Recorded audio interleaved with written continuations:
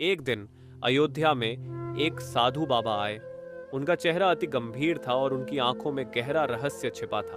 उन्होंने कहा, मैंने भगवान राम को देखा है। वह लौटने वाले हैं, लेकिन एक खतरा है। उनके शब्दों ने शहर में हलचल मचा दी। राजा दशरथ ने साधु से पूछा, क्या खतरा है? हमें पता होना चाहिए। साधु ने कहा, भगवान राम के लौटने से पहले उनके अतीत के कुछ रहस्य उजागर होंगे। सीता, जो राम की पत्नी थी, रात में एक अजीब सपना देखती है। सपने में उन्हें एक रहस्यमय स्थान पर ले जाया जाता है, जहां वह राम को एक छायामय व्यक्ति के साथ देखते हैं। वह व्यक्ति राम से कुछ कह रहा है, लेकिन उनकी आवाज सुनाई नहीं देती। जब सीता जागती हैं तो वह चिंतित हो जाती है। उन्होंने राम से अपने सपने के बारे में बताया। राम ने कहा, यह एक संकेत हो सकता है, हमें इस रहस्य का सामना करना होगा। कुछ दिनों बाद अयोध्या में एक रहस्यमय पत्र मिलता है। पत्र में लिखा था, भगवान राम के अतीत में एक गहरा राज्य है जिसे छिपाया गया है। यदि आप जानना चाहते हैं तो आपको गंगा के तट पर आना होगा। राम और सीता ने तय किया कि वे उस स्थान पर जाएंगे। रास्ते में उन्होंने कई कठिनाइयों का सामना किया, लेकिन उनके मन में एक ही बात थी, सच्चाई का पता लगाना। गंगा के तट पर पहुंचते ही उन्हें एक पुराना मंदिर दिखाई देता है। मंदिर के अंदर एक पुराना ग्रंथ है।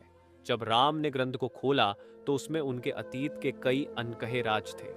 भगवान राम को वनवास क्यों मिला? सीता को अग्नि परीक्षा क्यों देनी पड़ी? क्या लक्ष्मण का अतीत भी उनके साथ जुड़ा हुआ है? ये सब सवाल उनके सामने थे। राम ने ग्रंथ में लिखा हुआ एक मंत्र पढ़ा।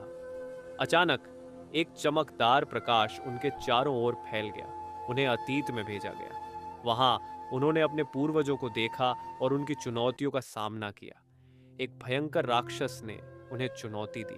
राम ने अपने धनुष को तान लिया, लेकिन राक्षस ने हंसते हुए कहा, क्या तुम अपने अतीत का सामना कर पाओगे? राम ने अपने सभी बल को जुटाया और राक्षस से लड़ाई की। इस लड़ाई में उन्हें सीता का विश्वास और लक्ष्मण का साथ मिला। लड़ाई के बाद राम ने देखा कि राक्षस वास्तव में उनके अतीत का प्रतिनिधित्व कर रहा था। उनकी डर, संकोच और गलतफहमियां। राम ने समझा कि असली दुश्मन उनके भीतर है।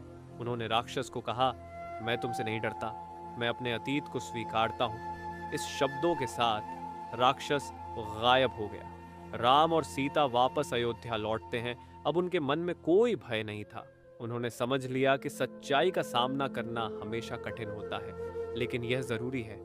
साधु बाबा फिर से अयोध्या आते हैं और कहते हैं, तुमने अपने अतीत का सामना किया, अब तुम सच्चे राम बन चुके हो। इस घटना ने अयोध्या को एक नई रोशनी दी। राम, सीता और लक्ष्मण ने मिलकर अपने शहर में न केवल प्रेम और सद्भावना की स्थापना की, बल्कि अपने अतीत के राज को भी सबके सामने रखा। इस तरह यह कहानी सिखाती है कि हर इंसान के भीतर एक संघर्ष होता है और उसे स्वीकार करना ही सच्ची विजय है। अगर आप इसी तरह का वीडियो देखना चाहते हैं तो हमारा चैनल को सब्सक्राइब करें।